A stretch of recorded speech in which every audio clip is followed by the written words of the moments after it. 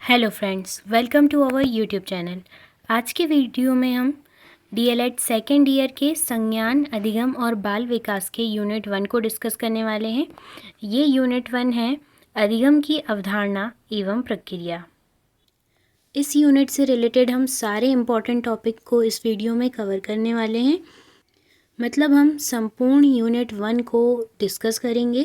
So video काफ़ी लंबी होने वाली है, तो आपसे एक रिक्वेस्ट है कि आप अपनी नोटबुक और पेन साथ में लेकर बैठें ताकि हम शॉर्ट जो की पॉइंट्स हैं उनको नोट कर लें। आपको बस इतना नोट करना है, जैसे स्मृति क्या है तो स्मृति हेडिंग डालिए। 4-6 टाइप की होती है, तो 1 2 3 ऐसे पॉइंट डाल के बस आपको शॉर्ट में चीज़ें लिखते जानी हैं ताकि आप लास्ट में देख सकें कि आपने क्या क्या टॉपिक कवर किए हैं। तो इससे आपका एक कॉन्सेप्ट मैप बनता चले जाएगा। सो स्टार्ट करते हैं। इस यूनिट 1 में हमने देखे हैं कि इसमें अधिगम और उसकी अवधारणा और प्रकार समझाया गया है, और गैनिका अधिगम के जो वर्गीकरण हैं वो इसमें बताया गया है, और बच्चों की सीखने की प्रक्रिया में स्मृति में सुधार, स्मृति संग्रहण, अवहेलना और विस्मृति, अधिगम एवं स्मृति, स्मृति संग्रहण, अधिगम का हस्तांतरण, व्यवहार के आधारभूत सिद्धांत और उसके शैक्षिक निहितार्थ, अधिगम की कठिनाइयों की अवधारणा और प्रकार, और सीखने में सामाजिक और व्यक्तिगत सांस्कृतिक विविधता। ये सारे टॉपिक हैं यूनिट 1 के अंदर, और इसमें जो भी इम्पोर्टेंट है एग्ज़ाम के लिए, छोटी से छोटी और बड़ी से बड़ी चीज़ जो 1 नंबर में भी पूछे, चाहे 5 और 6 नंबर में, 5 नंबर में, वो सारी चीज़ों को हम इस वीडियो में कवर करने वाले हैं। सो एंड तक ज़रूर बने रहिएगा और अपने नोटबुक और पेन को तैयार रखिएगा। जैसा कि आप जानते हैं कि हमने पिछले वीडियोस में अधिगम की अवधारणा और इसके प्रकार, जिसमें हमने गहने के अधिगम के प्रकारों को भी पढ़ लिए थे, और स्मृति क्या है, स्मृति के सारे टॉपिक हमने पढ़ लिए थे। स्मृति क्या है, इसकी विशेषताएं क्या हैं, और विभिन्न मनोवैज्ञानिकों द्वारा दी हुई परिभाषा, इसके प्रकार, ये सारी चीज़ें हमने प्रीवियस वीडियो में कवर कर चुके हैं। इसकी लिंक आपको डिस्क्रिप्शन में मिल जाएगी, तो आप उन वीडियोस को ज़रूर देख लीजिएगा। और आज के इस वीडियो में हम अवहेलना टॉपिक से स्टार्ट करेंगे बाकी सारी चीज़ों को देखने की। तो आप इस वीडियो के साथ साथ इन वीडियोस को भी देख लीजिएगा ताकि आपकी पूरी यूनिट 1 कंप्लीट हो जाए। स्टार्ट करने से पहले अगर आपने अभी तक हमारे चैनल को सब्सक्राइब नहीं किया है तो सब्सक्राइब ज़रूर कर दें, और इस वीडियो को लाइक करें एंड अपने फ्रेंड्स के साथ शेयर करें। सो स्टार्ट करते हैं हम अवहेलना टॉपिक को समझने की। अवहेलना को हम इंग्लिश में इग्नोरेंस भी कहते हैं। सो यहाँ पर ये समझना है कि अवहेलना क्या है। तो अवहेलना उन बातों की ओर ध्यान ना दिए जाने से संबंधित अवधारणा है जिसकी हमें कोई आवश्यकता नहीं होती। तो आप अपनी नोटबुक में हेडिंग अवहेलना डाल लें और ये छोटी सी परिभाषा उसमें लिख लीजिए कि उन बातों की ओर ध्यान ना दिए जाने से संबंधित अवधारणा है जिसकी हमें कोई आवश्यकता नहीं होती है। अवहेलना की एक महत्वपूर्ण भूमिका ये होती है कि ये हमारे मस्तिष्क में अनावश्यक बातों को स्थान नहीं रखने देती है, जिससे हमारी स्मृति की क्षमता भी प्रभावित नहीं होती। हमारी स्मृति की क्षमता जो है वो बढ़ती चली जाती है। जैसे हमने स्मृति वाले क्लास में डिस्कस किए थे कि अनावश्यक बातों को भूल जाना अच्छी स्मृति की विशेषता होती है, उसी प्रकार यहाँ पर भी अवहेलना स्मृति की क्षमता को प्रभावित नहीं होने देती। और अगर अनावश्यक तथ्यों और बातों की अवहेलना ना की जाए तो ये मस्तिष्क में आकार लेने लगती हैं और स्मृति की क्षमता को प्रभावित करती हैं। तो इस टॉपिक में बस इतना था कि अवहेलना उन बातों की ओर ना ध्यान देने वाली अवधारणा है जिसकी हमें कोई आवश्यकता नहीं होती है, यानी अनावश्यक बातों को भूलना या उनकी ओर ध्यान न देना अवहेलना कहलाती है, और यह स्मृति की क्षमता को प्रभावित नहीं होने देती है। अनावश्यक बातों को भूल जाना या उनकी अवहेलना करना एक अच्छी स्मृति की विशेषता होती है। बस आपको इसमें इतना ध्यान रखना है। नेक्स्ट टॉपिक है विस्मृति। विस्मृति है कि किसी सीखी हुई वस्तु को फिर से याद ना कर पाना या अपने चेतन मन में ना ले पाना विस्मृति कहलाती है। इंग्लिश में देखें तो फॉरगेटिंग यानी भूल जाना है। किसी भी सीखी हुई बात को, चीज़ को, कोई भी सीखी हुई चीज़ जब हम अपनी स्मृति में नहीं ला पाते हैं, अपने चेतन मन में नहीं ला पाते, वही विस्मृति कहलाती है। तो यहाँ पर स्मृति की तरह विस्मृति भी आवश्यक होती है। यानी विस्मृति को हम देखें तो इसके लाभ भी हैं और उसके नुकसान भी हैं। अगर हम अच्छी और सीखी हुई चीज़ जो कि हमें आगामी भविष्य में काम आने वाली है, उन चीज़ों को भूल जाते हैं या अपने चेतन मन में नहीं ला पाते, तो यहाँ पर ये दिक्कत करती है। यानी ये हमारी अच्छी स्मृति की विशेषता नहीं होती।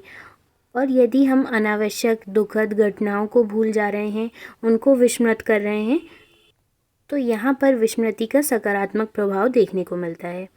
तो इस तरह हम देख सकते हैं कि जो विस्मृति है वह आवश्यक भी है और कभी कभी दुविधा भी उत्पन्न कर देती है।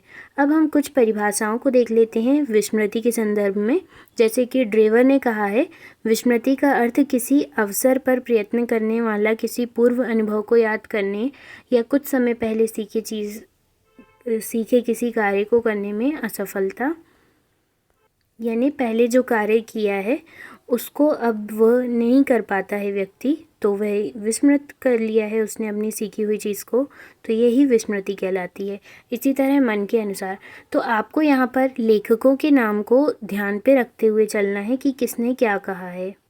आप अपनी नोटबुक में जैसे नोट करते जाइए। जैसे ड्रेवर ने कहा है कि सीखी हुई चीज़ को या पूर्व अनुभव को याद ना कर पाना और पहले सीखे किसी कार्य को करने में असफलता ही विस्मृति कहलाती है। इसी तरह मन ने लिखा है, ग्रहण किए गए तथ्यों को धारण ना कर पाना। और फ्रायड ने लिखा है कि विस्मृति की क्रिया के द्वारा हम अपने दुख देने वाले अनुभवों को स्मृति से निकाल देते हैं। तो इस तरह से फ्रायड ने लिखा है।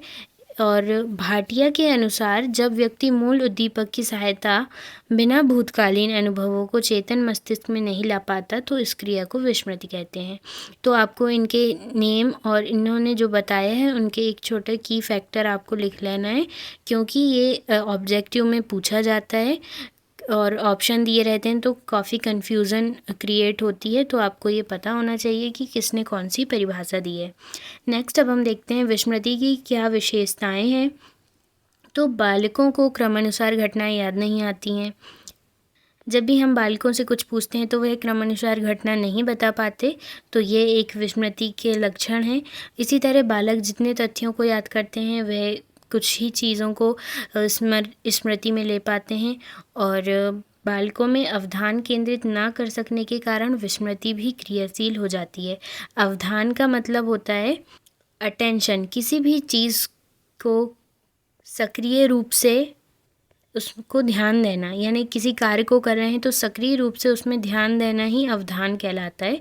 तो अगर अवधान केंद्रित नहीं है, उनका फोकस नहीं है, तो वो इसमें काफ़ी चीज़ों को विस्मृत करेंगे। उनको ध्यान ही नहीं रहेगा तो वो कैसे याद रख सकते हैं। और नेक्स्ट है बालक तथ्यों के अभिज्ञान में त्रुटि कर देते हैं। तो आपको इतना समझ में आ गया होगा, ठीक है। फिर अब हम नेक्स्ट विस्मृति के प्रकार देखते हैं। विस्मृति मुख्य रूप से दो प्रकार की होती है, एक सक्रिय विस्मृति और एक निष्क्रिय विस्मृति।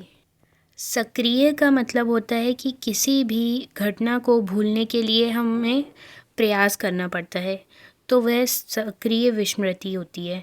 निष्क्रिय विस्मृति वो होती है कि वह स्वयं ऐसी घटनाएं या तथ्य जो हम स्वयं ही भूल जाते हैं, उनको भुलाने के लिए कोई हमें कोशिश नहीं करनी पड़ती, तो वह निष्क्रिय विस्मृति कहलाती है।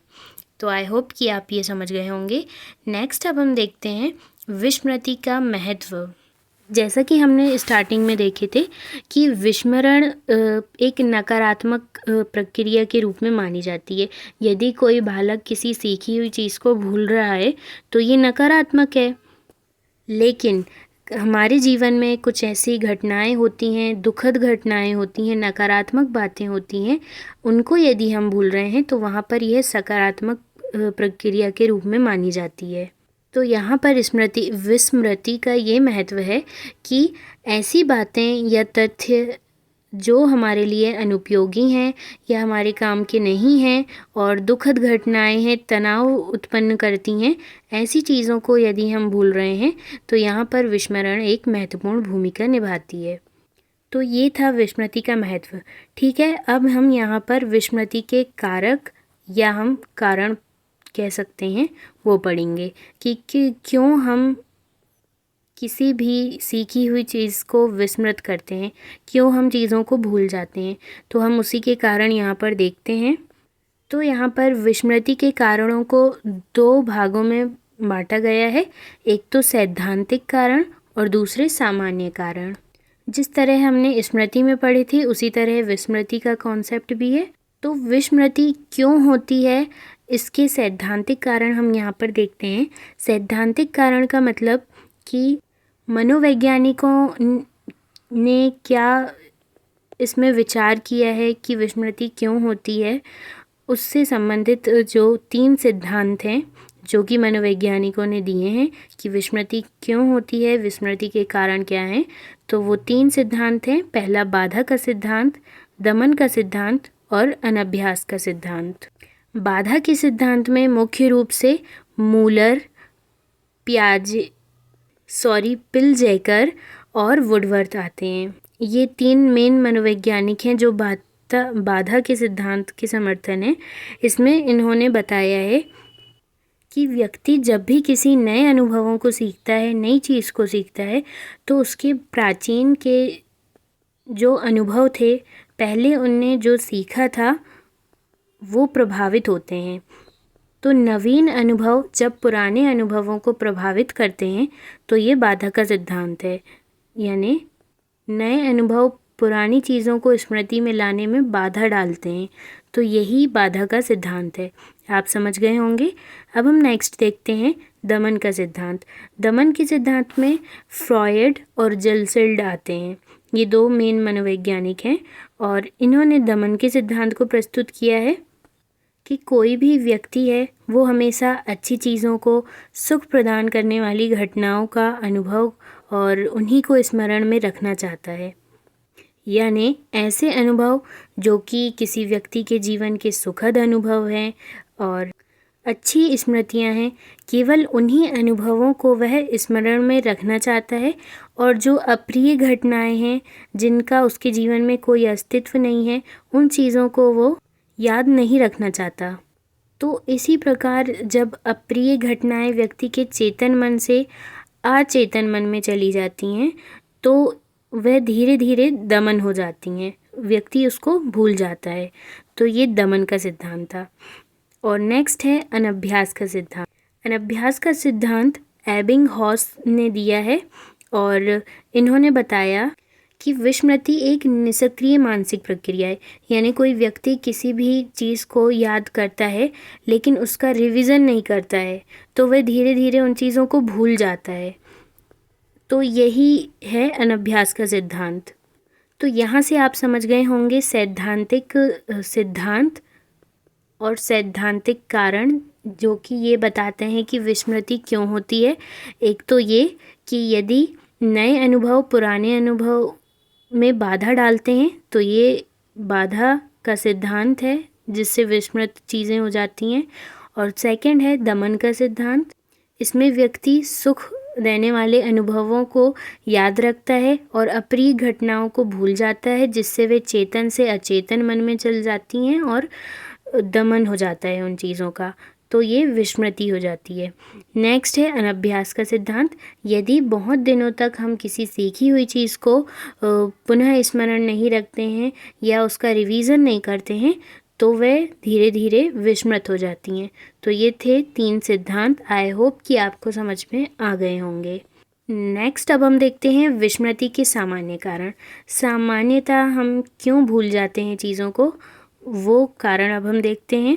एक तो समय का प्रभाव, यानी व्यक्ति की जैसे जैसे आयु बढ़ती जाती है और तो उसकी चीज़ों को याद रखने की क्षमता भी कम होती जाती है। और नेक्स्ट है विषय की मात्रा।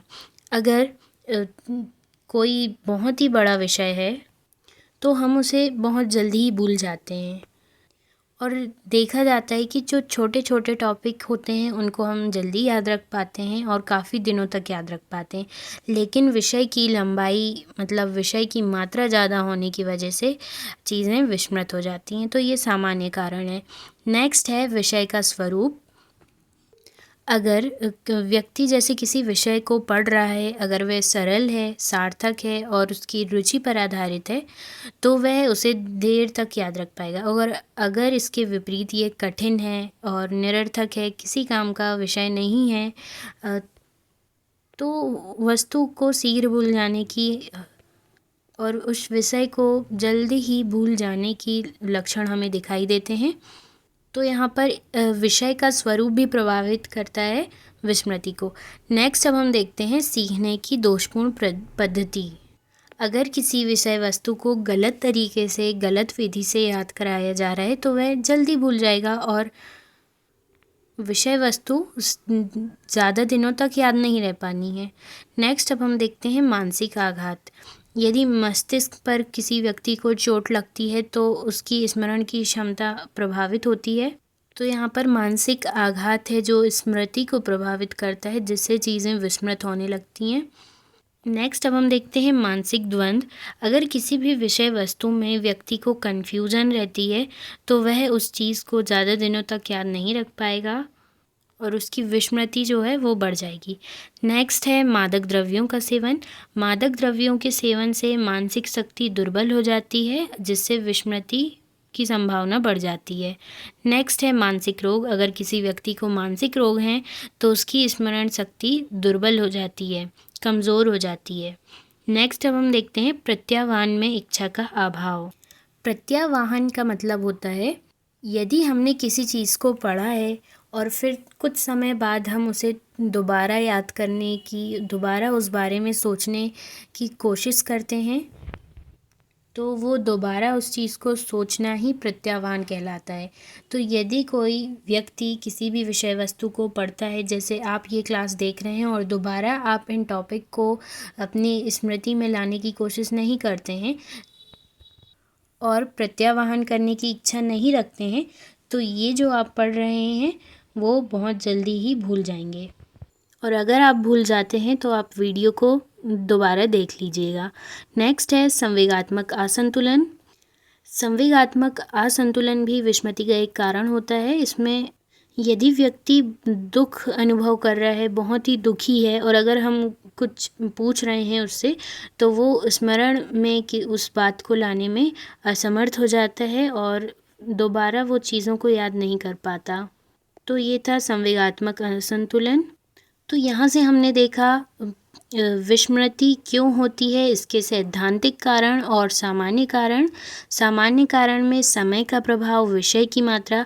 अगर आपको आज की विषय की मात्रा ज़्यादा लग रही है तो आप वीडियो को रिपीट करके ज़रूर देखिएगा ताकि चीज़ें याद रहें। और विषय का स्वरूप, सीखने की दोषपूर्ण पद्धति, मानसिक आघात और मानसिक द्वंद्व, मादक द्रव्यों का सेवन, मानसिक रोग, प्रत्याह्वान में इच्छा का अभाव और संवेगात्मक असंतुलन। अब हम पढ़ते हैं विस्मृति को दूर करने के उपाय। विस्मृति को किस तरह से दूर किया जा सकता है उसके उपाय भी यहाँ दिए हुए हैं। फर्स्ट है स्मरण करने में ध्यान। यहाँ पर ध्यान का मतलब है ध्यान देना, यानी फोकस बनाए रखना।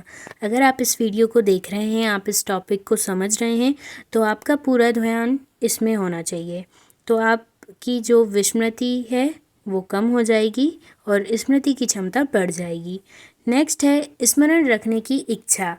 अगर आप इस टॉपिक को समझने में अपना इंटरेस्ट रखते हैं, रुचि रखते हैं, तो आपको ये जल्दी ही याद हो जाएगा।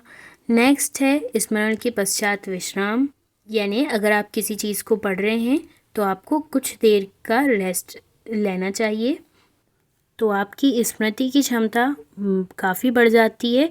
और यहाँ पर लिखा भी है कि विश्राम का बहुत अधिक महत्व होता है। अगर आप 1 घंटे की क्लास देख रहे हैं तो बीच में 5-5 मिनट का ब्रेक लेना चाहिए।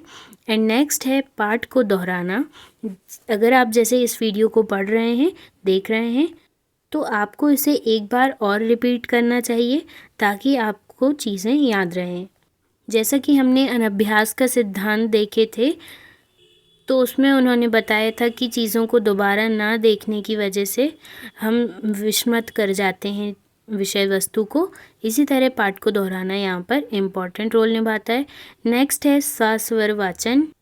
नेक्स्ट है जो सस्वर वाचन, इसमें ये बताया गया है कि यदि हम किसी पाठ को बोल बोल कर पढ़ रहे हैं, बोल बोल कर याद कर रहे हैं, तो उससे हम चीज़ों को कम भूलते हैं। नेक्स्ट है साहचर्य स्थापित करना। साहचर्य का मतलब होता है चीज़ों के बीच को रिलेशन बनाना, यानी जो आपने पहले सीखा हुआ है उसको इसके साथ जोड़ते हुए चीज़ों को सीखना। जैसे आपने पिछले वीडियो में स्मृति को समझा था और अब आप विस्मृति को समझ रहे हैं, तो आप इन्हीं दोनों चीज़ों में अंतर बनाते हुए और संबंध बनाते हुए याद रख सकते हैं। जैसे हमने विस्मृति क्यों होती है, विस्मृति के कारण के सिद्धांत पढ़े थे और उन्हीं के आधार पर अब हम इन पॉइंट्स को देख रहे हैं, तो हमें ये जल्दी याद हो जाते हैं। जैसे हमने पाठ को दोहराना में देखे कि उन्होंने क्या सिद्धांत दिया था, उस आधार पर यानी इस चीज़ में हमें ध्यान देना चाहिए कि पाठ को दोहराना चाहिए। अनभ्यास के कारण चीज़ें विस्मृत हो जाती हैं, तो पाठ को दोहराना चाहिए। ये था टॉपिक। तो इस तरह से चीज़ों में कोरिलेट यानी साहचर्य स्थापित करते हुए पढ़ना चाहिए, उसे समझना चाहिए। नेक्स्ट है लय तथा पाठ। याद करते समय पाठ की प्रकृति के अनुसार लय और उसका पाठ प्रयोग करना चाहिए। तो ये थे विस्मृति को दूर करने के उपाय। तो आपको ये समझ में आ गए होंगे। ठीक है, तो अब हम आगे बढ़ते हैं और समझते हैं अधिगम एवं स्मृति के संबंध को। ये प्रीवियस ईयर में पूछा जा चुका है, अधिगम और स्मृति में संबंध, तो आप इसे ध्यान से पढ़िएगा। तो यहाँ पर लर्निंग और मेमोरी में बहुत ही घनिष्ठ संबंध पाया जाता है, क्योंकि सीखी हुई चीज़ को यानी अधिगम को स्थायी बनाने के लिए स्मृति की क्षमता अच्छी होनी चाहिए। इसलिए शिक्षक की स्मृति के विकास में महत्वपूर्ण भूमिका मानी जाती है।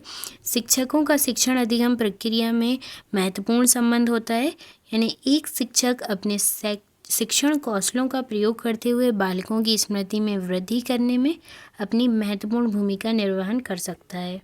तो यहाँ पर स्मृति के विकास में शिक्षक की भूमिका भी महत्वपूर्ण मानी जाती है। तो क्या क्या उसके पॉइंट्स हैं, ये भी देखना ज़रूरी है। तो यहाँ पर यदि एक शिक्षक शिक्षण अधिगम प्रक्रिया को प्रभावशाली बनाता है, तो वह स्मृति में काफ़ी अच्छा कार्य करता है।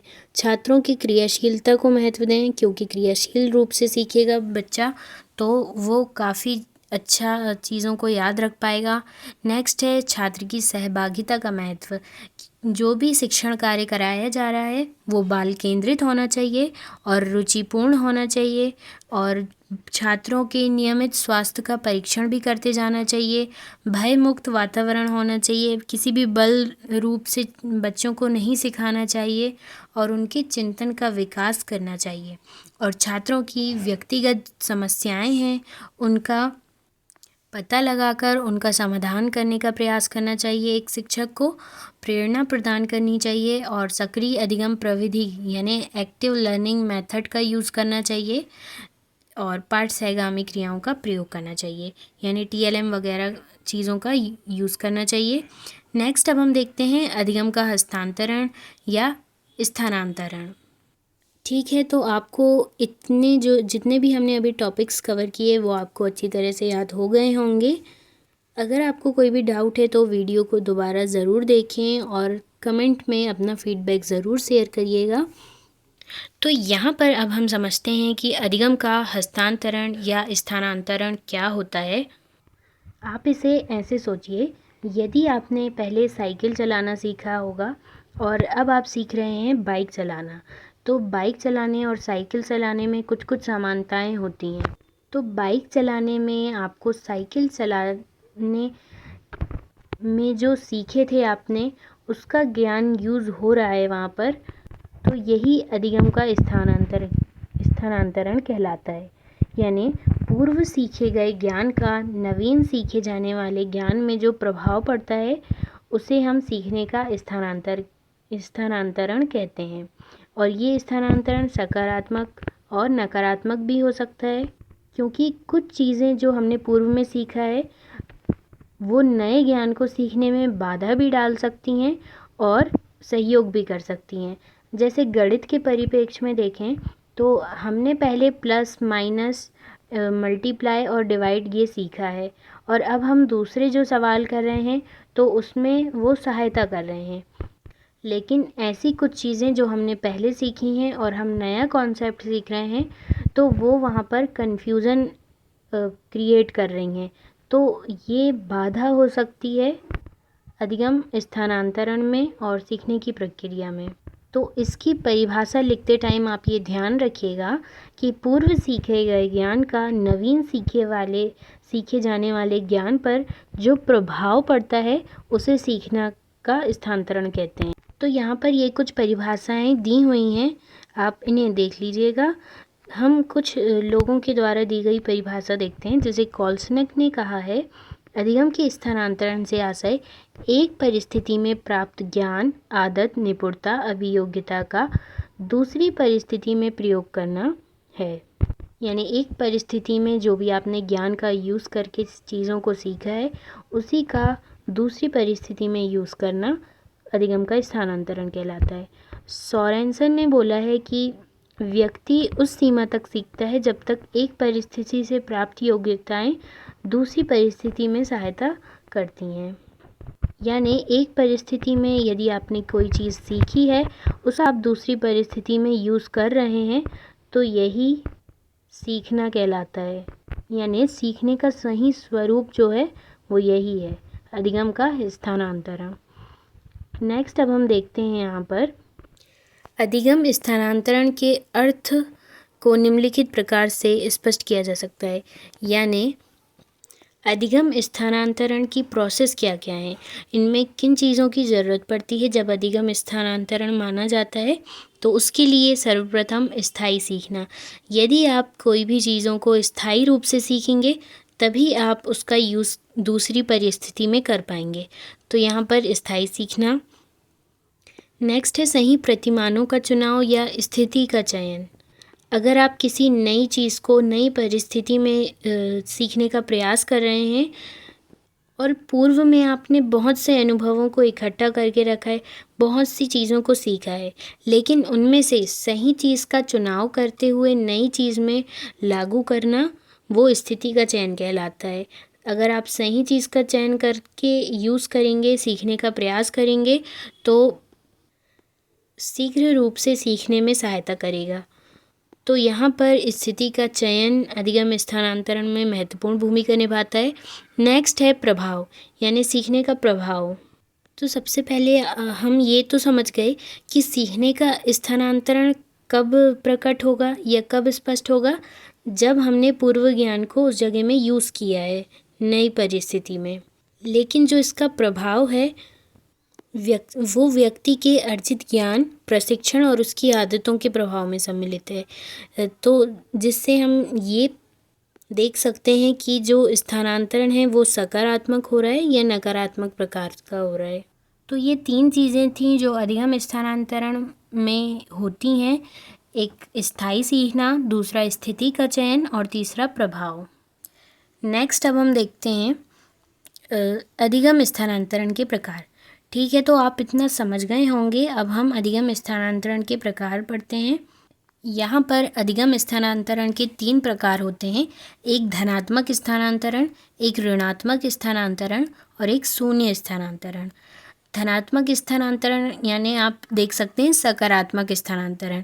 यदि पूर्व ज्ञान नवीन सीखी जाने वाली परिस्थिति में सहयोग करती है और सीखने की प्रक्रिया को या उसमें उन्नति लाती है तो यहाँ पर ये धनात्मक स्थानांतरण कहलाता है। और यदि पूर्व सीखी हुई चीज़ें, अनुभव हमें नए सीखे जाने वाले अनुभवों पर बाधा डालते हैं तो यहाँ पर ये ऋणात्मक स्थानांतरण कहलाता है।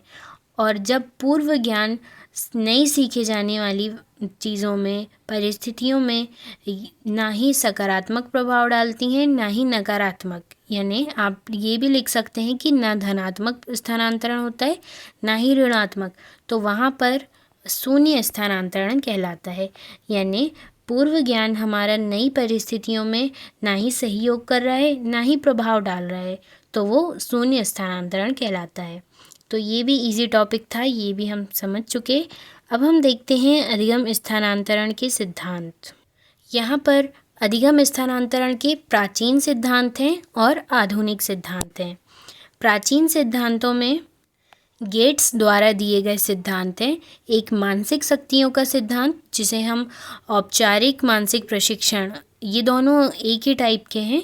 मानसिक शक्तियों का सिद्धांत और औपचारिक मानसिक प्रशिक्षण, आप बस ये ध्यान रखिए कि स्थानांतरण के प्राचीन सिद्धांत में ये मानसिक शक्तियों का सिद्धांत और औपचारिक मानसिक प्रशिक्षण शामिल है, जो कि गेट्स ने दिया है। इसमें उन्होंने बताया है कि अवधान, स्मृति, कल्पना, तर्क, इच्छा, स्वभाव, कभी कभी चरित्र और अन्य गुण मानसिक शक्तियों के रूप में होते हैं। यानी ये सारी जो चीज़ें उन्होंने लिखे हैं, अवधान, स्मृति, कल्पना, ये सारी मानसिक शक्तियाँ होती हैं और ये सभी शक्तियाँ एक दूसरे से स्वतंत्र हैं। यानी कोई भी एक दूसरे से जुड़ी नहीं हुई हैं, सबकी अलग अलग प्रक्रियाएँ हैं और इनको स्वतंत्र रूप में सक्षम बनाया जा सकता है। तो इस लाइन से, जो अभी हमने पढ़ा, इस लाइन से हम ये समझ सकते हैं कि जो शक्तियाँ हैं, मानसिक शक्तियाँ, अवधान, स्मृति, कल्पना, यदि हम इन सभी चीज़ों में अलग अलग प्रशिक्षण इनको देते हैं, क्योंकि ये स्वतंत्र रूप से हैं, तो जब हम इन मानसिक शक्तियों को स्वतंत्र रूप में सक्षम बनाते हैं, तो यह अधिगम स्थानांतरण में उन्नति का कार्य करती हैं। ये बहुत ही सिंपल लैंग्वेज में मैंने आपको समझाया है, जिसके लिए यहाँ पर इतना बड़ा पैराग्राफ लिखा हुआ है। तो आप समझ गए होंगे कि गेट्स क्या कहना चाहते थे, कि मानसिक शक्तियों को प्रशिक्षण के द्वारा समान और समग्र रूप में किसी भी परिस्थिति में कुशलतापूर्वक प्रयोग किया जा सकता है। और यहाँ पर कंक्लूज़न के रूप में दिया हुआ है, स्पष्ट किया हुआ है कि अवधान, स्मृति, कल्पना, ये आदि मानसिक शक्तियों को किसी भी क्षेत्र में यदि प्रशिक्षण दिया जाता है तो सीखने में स्थानांतरण होता है। लेकिन आज इन प्राचीन सिद्धांतों का कोई महत्व नहीं है, क्योंकि वैज्ञानिकता की कसौटी पर यह खरे नहीं उतरे हैं, ये जो प्राचीन सिद्धांत हैं वो। और शिक्षा के क्षेत्र में आज निरीक्षण, परीक्षण का इतना प्रयोग बढ़ गया है कि प्रत्येक सिद्धांत वैज्ञानिक मापदंड बन चुका है। इसलिए हम आधुनिक मनोवैज्ञानिकों द्वारा दिए गए स्थानांतरण के आधुनिक सिद्धांत देखते हैं, जिसमें हम थॉर्नडाइक, जड और बागले के सिद्धांत को देखेंगे। थॉर्नडाइक ने ये बताया है स्थानांतरण के आधुनिक सिद्धांत के रूप में कि यदि कोई व्यक्ति किसी चीज़ को सीखने में अपने पूर्व अनुभवों में से ऐसे समान और समरूप तत्वों को छांट लेता है जिनका प्रयोग वे नवीन सीखने के लिए करता है, तो वह उस चीज़ को शीघ्र ही सीख लेता है। तो इसे हम समरूप तत्वों का सिद्धांत कहते हैं। आप इस नाम से ही स्पष्ट समझ गए होंगे, तो अपने नोटबुक में इसे लिख लीजिएगा। समरूप तत्वों का सिद्धांत यानी पुराने अनुभवों से जो नवीन में हम सीख रहे हैं उसके मिलते जुलते समान चीज़ों को छांट कर उसका यूज़ करना समरूप तत्वों का सिद्धांत कहलाता है, जिससे हम शीघ्र ही किसी चीज़ को सीख पाते हैं। ये था थॉर्नडाइक का सिद्धांत। नेक्स्ट अब हम देखते हैं C.H. जड का सिद्धांत। इन्होंने क्या बताया है, बालक अपने विकास के साथ साथ बहुत से अनुभवों को अर्जित करता जाता है और इन्हीं अनुभवों के आधार पर एक निष्कर्ष निकालता है और उसके नियम बना लेता है, जो कि सामान्य समस्याओं को सुलझाने में वह यूज़ करता रहता है। और यही संपूर्ण प्रक्रिया सामान्यीकरण कहलाती है। यानी C.H. जड ने सामान्यीकरण का सिद्धांत दिया है। इसे सामान्य रूप में यहाँ पर लिखा गया है, विशिष्ट परिस्थिति में समान विशेषताएं या सिद्धांत या संबंध स्थापना की प्रक्रिया सामान्यीकरण कहलाती है। जैसे आप किसी विशेष टॉपिक को समझ रहे हैं जिसके बारे में आज तक आपने नहीं देखा है, नहीं जाना है, और उसको समझकर आप एक नॉर्मल कॉन्सेप्ट बना लेते हैं जिससे आप उस विशिष्ट चीज़ है उसकी व्याख्या कर पाते हैं। यानी एक सिंपल सा कॉन्सेप्ट, एक सिंपल सा नियम जब आप बना लेते हैं किसी भी विशिष्ट चीज़ का, और फिर उसका प्रयोग आप दूसरी चीज़ों को समझने में यूज़ करते हैं, तो यही सिद्धांत सामान्यीकरण का सिद्धांत कहलाता है। यानी ये सामान्यीकरण के सिद्धांत का उदाहरण था। तो आई होप कि आप ये समझ गए होंगे। थॉर्नडाइक का सिद्धांत, समरूप तत्वों का सिद्धांत, CHZ का सिद्धांत, सामान्यीकरण का सिद्धांत, और नेक्स्ट अब हम बागले का सिद्धांत देखते हैं। यहाँ पर इन्होंने बताया है, WC बागले ने सीखने में स्थानांतरण को बहुत ही महत्वपूर्ण माना है। यानी सीखने में स्थानांतरण बहुत महत्वपूर्ण है WC बागले के अनुसार। इन्होंने आदर्श एवं मूल्यों का सिद्धांत दिया है और बताया है कि सामान्यीकरण एवं सामान्य तत्वों के पीछे आदर्श एवं मूल्य माने जाते हैं जो सीखने में स्थानांतरण को सफल बनाते हैं। इन्होंने जड़ के अनुसार ही बताया है कि बालक अपने विकास के साथ साथ आदर्श मूल्यों का गठन करता है जिसका वे जीवन भर प्रयोग करता है।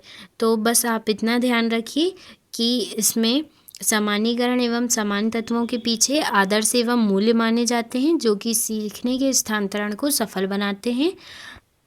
यही बागले का आदर्श एवं मूल्यों का सिद्धांत है, क्योंकि बालकों में विकास के साथ साथ आदर्श एवं मूल्यों का गठन होता है जिसे वे जीवन भर प्रयोग करता है। तो ये आधुनिक 3 सिद्धांत थे। अब हम नेक्स्ट देखते हैं सीखने सिखाने में अधिगम के स्थानांतरण का महत्व। तो आपने इतने सिद्धांत पढ़ने के बाद ये अनुमान लगा ही लिया होगा कि सीखने सिखाने में अधिगम का स्थानांतरण क्यों इतना महत्वपूर्ण है। अगर आपको पिछले टॉपिक में कोई भी डाउट होगा तो आप कमेंट बॉक्स में ज़रूर शेयर करिएगा और वीडियो को एक बार रिपीट करके देख लीजिएगा ताकि आपके कॉन्सेप्ट क्लियर हो जाएं। नेक्स्ट अब हम देखते हैं यहाँ पर सकारात्मक अधिगम स्थानांतरण का शिक्षण। तो यहाँ पर हम सिर्फ पॉइंट देख लेते हैं। सीखने वाले की तैयारी, अगर सीखने वाला तैयार है तो सकारात्मक रूप से अधिगम का स्थानांतरण हो पाता है। यानी सीखने वाले यानी छात्रों की रुचि, उनकी मनोवृत्ति, तत्परता के अनुसार शिक्षण कराया जाए तो अधिगम स्थानांतरण काफ़ी अच्छा होता है। नेक्स्ट अब हम पॉइंट देखते हैं उपयुक्त विधियों का प्रयोग। शिक्षण में सही विधियों का यूज़ किया जा रहा है तो अधिगम का स्थानांतरण उतना ही बेहतर होगा। नेक्स्ट अब हम देखते हैं सामान्यीकरण का प्रशिक्षण। यानी बहुत ही कठिन या बिखरे हुए तथ्यों का एक सामान्य नियम बनाकर छात्रों को समझाना सामान्यीकरण का प्रशिक्षण कहलाता है। सामान्यीकरण शब्द आप ध्यान रखिए कि किसी भी विशिष्ट चीज़ को यदि हम सामान्य रूप से समझ लेते हैं या जब हमको कोई भी तथ्य सामान्य लगने लगता है तो वह सामान्यीकरण का प्रशिक्षण है। जैसे हमने स्मृति टॉपिक शुरू में पढ़ा था तो वो बहुत ही विशिष्ट लग रहा था कि आखिर क्या है इसमें। फिर हमने उसको समझा, उसके बहुत से कॉन्सेप्ट को देखा और एक नियम बना लिया कि पुरानी चीज़ों को याद करना ही स्मृति कहलाता है। तो ये एक सामान्य नियम बना लिए हमने और उस आधार पर हम उसकी व्याख्या विभिन्न परिप्रेक्ष्य में कर सकते हैं। तो यही सामान्यीकरण कहलाता है। नेक्स्ट है विषय का पूर्ण ज्ञान। विषय का पूर्ण ज्ञान होगा तो सही रूप से अधिगम का स्थानांतरण होगा। आप इसके पॉइंट बस देखते जाइए, ये उतना इम्पॉर्टेंट नहीं है, मतलब अभी तक तो एग्ज़ाम में पूछा नहीं गया है। और सामान्य तत्वों का चयन, स्थानांतरण का अभ्यास। और यहाँ पर स्थानांतरण का अभ्यास का मतलब है कि टीचर को स्टूडेंट को ये सिखाना चाहिए कि पुरानी चीज़ों को याद कैसे किया जा सकता है, यानी कि उनके अधिगम स्थानांतरण की प्रक्रिया का अभ्यास कराना चाहिए कि पुराने अनुभवों को नई परिस्थिति में किस तरह यूज़ करना है, ये सिखाना चाहिए। आई होप कि आपको ये चीज़ें समझ में आ रही होंगी। अगर मेरे बोलने में कुछ त्रुटियां हैं तो उसको नेगलेक्ट करिएगा, उसकी अवहेलना करिएगा आप। और नेक्स्ट अब हम टॉपिक पढ़ते हैं व्यवहार के आधारभूत सिद्धांत और इसके शैक्षिक निहितार्थ। तो यहाँ पे हम ये मेन पॉइंट पढ़ लेते हैं। वुडवर्थ और मॉर्क्विस के अनुसार मनोविज्ञान व्यक्ति के जीवन पर्यंत जीवन पर्यंत की समस्त क्रियाओं का अध्ययन करता है। यह क्रियाएं उसके जन्म के कुछ समय पहले आरंभ होती हैं और उसके शैशव, बाल्यावस्था एवं किशोरावस्था से चलकर प्रौढ़ावस्था से भी आगे अवनति वर्षों तक फैल जाती हैं। यानी मनुष्य के व्यवहार में व्यापकता निहित होती है, जो साधारण शरीर संचालन से लेकर गंभीर मानसिक तथा बौद्धिक व्यापारों तक फैली हुई होती है। यही था व्यवहार का आधारभूत सिद्धांत। नेक्स्ट अब हम देखते हैं व्यवहार क्या है। श्रीमती आर.के. शर्मा के अनुसार व्यवहार से आशय उन गतिविधियों एवं क्रियाओं से है जिन्हें व्यक्ति, समाज किसी दूसरे व्यक्ति एवं किसी उद्देश्य के प्रति संपन्न करता है, जो कि उचित और अनुचित रूप में हो सकता है। कंक्लूजन के थ्रू हम ये समझ सकते हैं कि व्यवहार मानवीय क्रियाओं और गतिविधियों का वे समूह है जिन्हें वह अपने सामाजिक संबंध, दैहिक संबंध, राजनीतिक, शैक्षिक और भौतिक संबंध के आध्यात्मिक एवं भौतिक जगत से होता है। लेकिन इजीली हमको यहाँ से ही समझ में आ रहा है कि व्यवहार का सामान्य आशय व्यक्ति द्वारा किए जाने वाला वह व्यवहार है जिसके आधार पर व्यक्ति विभिन्न प्रकार के दायित्वों और क्रियाओं का निर्वहन करता है, और व्यवहार के आधार पर ही उसके व्यक्तित्व के बारे में जो दूसरे व्यक्ति हैं वो विचार करते हैं। नेक्स्ट अब हम देखते हैं व्यवहार की विशेषताएं। ये 2021 में पूछा गया है, तो आप इसको नोट करते जाइए की पॉइंट्स इसके।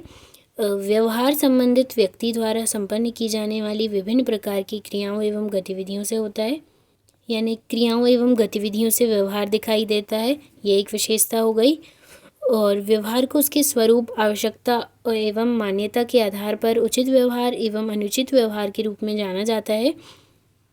यानी जो व्यक्ति व्यवहार कर रहा है उसका स्वरूप क्या है, उसकी आवश्यकता और उसकी मान्यता क्या है, उसी आधार पर उसे उचित और अनुचित व्यवहार के रूप में जाना जाता है। और व्यवहारों में व्यक्तिगत विभिन्नताएं होती हैं, ये एक विशेषता हो गई। नेक्स्ट है विभिन्न प्रकार की अक्षमताएं भी बालकों के व्यवहार को भिन्न बनाती हैं। यानी कोई बालक श्रवण बाधित है, श्रवण क्षीण है, तो उसका व्यवहार अलग होगा बाकियों से, सामान्य विद्यार्थियों से। नेक्स्ट है व्यवहार का संबंध विभिन्न प्रकार की कुशलताओं से भी होता है। यदि कोई व्यक्ति किसी विशेष क्षेत्र में कुशल है तो उसकी जो व्यवहार हैं उसकी योग्यताओं के माध्यम से प्रकट होती हैं। तो ये 5 आप विशेषताएं इसकी याद रखिएगा। और नेक्स्ट अब हम देखते हैं मानव व्यवहार के प्रकार। मनुष्य की कुछ क्रियाएं ऐसी होती हैं जो स्वसंचालित होती हैं। इस प्रकार की क्रियाओं को स्वतः प्रेरित क्रियाएं कहती हैं, जो स्वयं रूप से संचालित होती हैं। जैसे एक नवजात शिशु भूख लगने पर रोता है, तो ये स्वतः प्रेरित क्रियाएं हैं। नेक्स्ट आप इनकी ऐसे छोटी छोटी परिभाषाएं याद कर लें, ताकि 1 नंबर में यदि पूछा जाता है तो वो आपको बन जाए। तो जो व्यवहार के मुख्य रूप से 2 प्रकार होते हैं, एक प्राकृतिक व्यवहार जिसे हम जन्मजात व्यवहार भी कहते हैं, और एक शिक्षित व्यवहार जिसे हम अर्जित व्यवहार भी कहते हैं। ये प्रीवियस ईयर के क्वेश्चन में ये आ चुका है, ये क्वेश्चन पूछा जा चुका है, तो आप इसे भी नोट कर लीजिए। जन्मजात व्यवहार यानी ऐसे व्यवहार जो प्राणी में जन्म से ही पाए जाते हैं, जैसे खाना पीना, हंसना रोना, ये सामान्य एग्जाम्पल है। जो अर्जित व्यवहार है वो मनुष्य को दूसरे प्राणियों से श्रेष्ठ बनाता है, जिसमें उसकी रचनात्मक शक्तियों का विकास होता है। और यहाँ पर एक लाइन और लिखिए जिससे हम स्पष्ट रूप से समझ सकते हैं कि अर्जित व्यवहार वह है जिसका संबंध मनुष्यों से अधिक है और अन्य प्राणियों से नहीं है या ना के बराबर है। अर्जित व्यवहार आयु और परिस्थिति के अनुसार परिवर्तित होता रहता है। नेक्स्ट अब हम देखते हैं मानव व्यवहार के पक्ष। ये उतना इम्पॉर्टेंट नहीं है क्योंकि ये अभी तक एग्ज़ाम में पूछा भी नहीं गया है, बट आप इसमें एक लाइन याद रखिए कि मनुष्य की क्रियाओं के द्वारा ही उसके व्यवहार व्यक्त होते हैं। और मनुष्य के व्यवहार के 2 पक्ष होते हैं, एक दृश्यमान होता है, एक दृश्यमान। दृश्यमान वह व्यवहार है जिससे बाह्य और शारीरिक क्रिया भी कहते हैं, जो बाह्य रूप से प्रकट होता है, और अदृश्यमान व्यवहार जिसे आंतरिक या मानसिक क्रिया भी कहते हैं। और मनोविज्ञान व्यवहार के इन दोनों पक्षों का पूर्ण रूप से अध्ययन करते हैं। और लेकिन हमारे एग्ज़ाम के लिए कुछ पॉइंट ही इम्पॉर्टेंट है जिन्हें हम देख रहे हैं। नेक्स्ट जो है मानव व्यवहार की प्रक्रिया।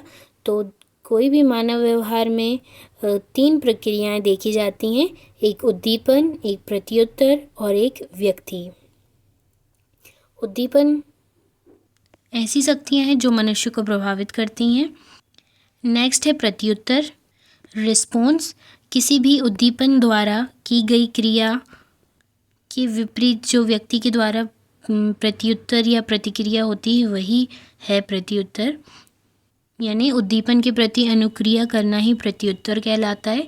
नेक्स्ट है व्यक्ति, व्यवहार जो है वो व्यक्ति द्वारा ही किया जाता है, तो व्यक्ति स्थितियों के प्रभाव से प्रभावित होता है और अनेक प्रकार की शारीरिक मानसिक क्रियाएं करता रहता है। तो ये थे मानव व्यवहार की प्रक्रिया के 3 चरण। अब हम देखते हैं मानव व्यवहार की विशेषताएं।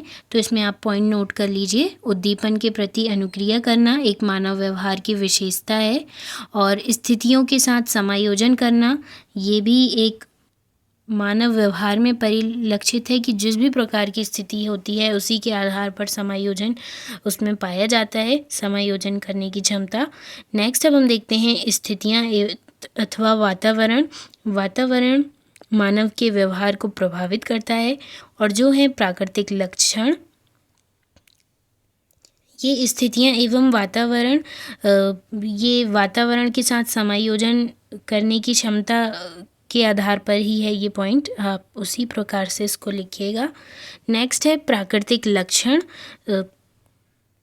इसमें स्थितियों के प्रति अनुक्रिया शामिल है, और जटिलता, विविधता, व्यक्तिपरक और अस्थायी ये भी मानव व्यवहार की विशेषताएं हैं। और कृत्रिमता, 2 तत्व और उद्देश्यपूर्ण ये भी मानव व्यवहार की विशेषताएं हैं। मेन जो 5 पॉइंट्स थे वो हमने देख लिए। अब हम देखते हैं व्यवहार का रूपांतरण।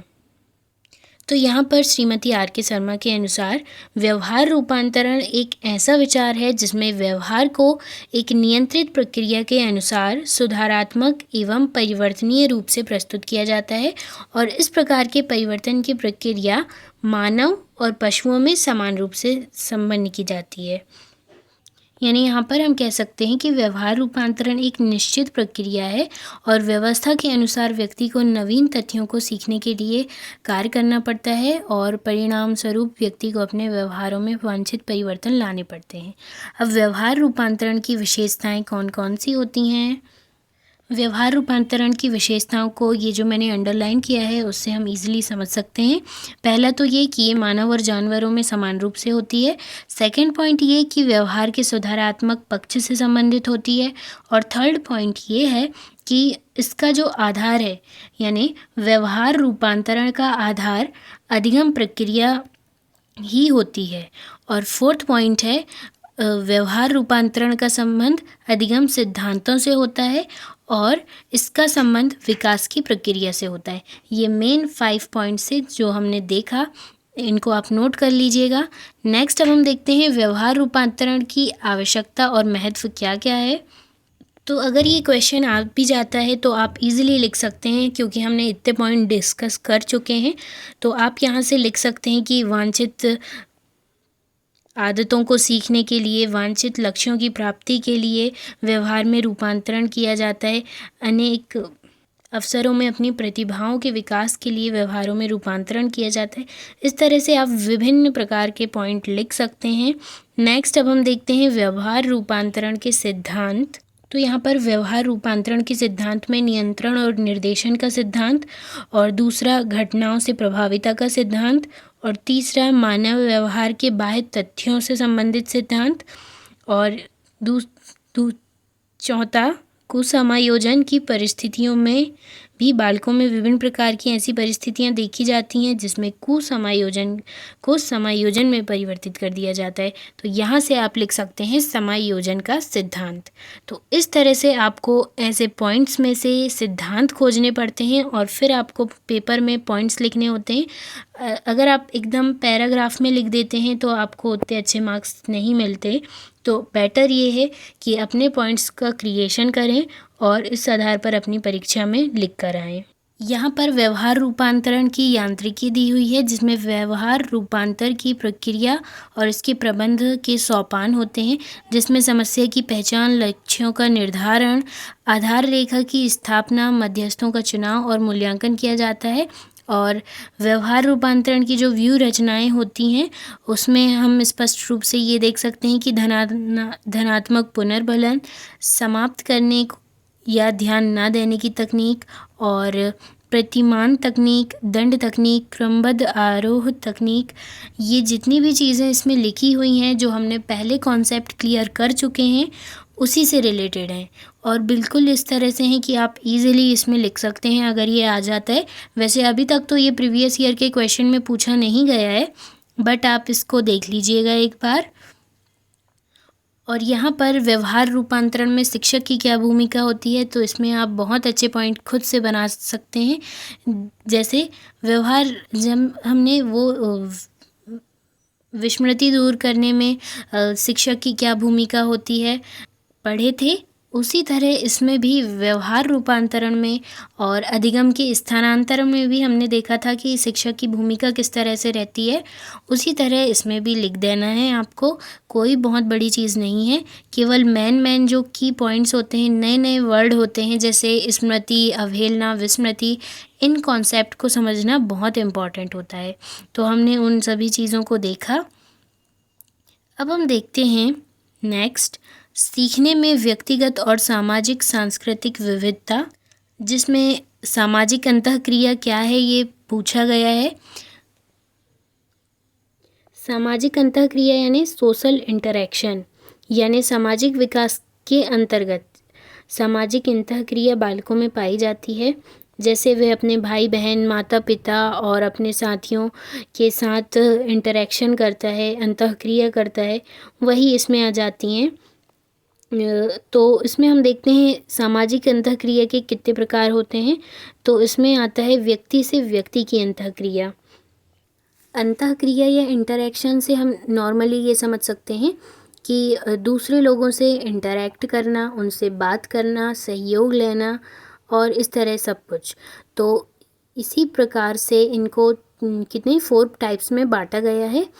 जैसे फर्स्ट है व्यक्ति से व्यक्ति की अंतःक्रिया, यानी माता पिता में, भाई बहन में, अपने परिवेश में रहने वाले व्यक्तियों के संपर्क में आता है, तो ये व्यक्ति से व्यक्ति की अंतःक्रिया है।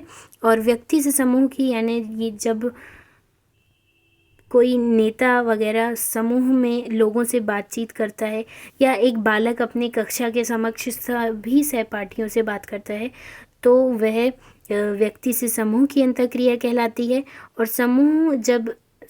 एक समूह दूसरे समूह से अपने विचार आदान प्रदान करते हैं, और तो वह समूह से समूह की अंतःक्रिया कहलाती है। बस ये इतने सिंपल से पॉइंट्स थे।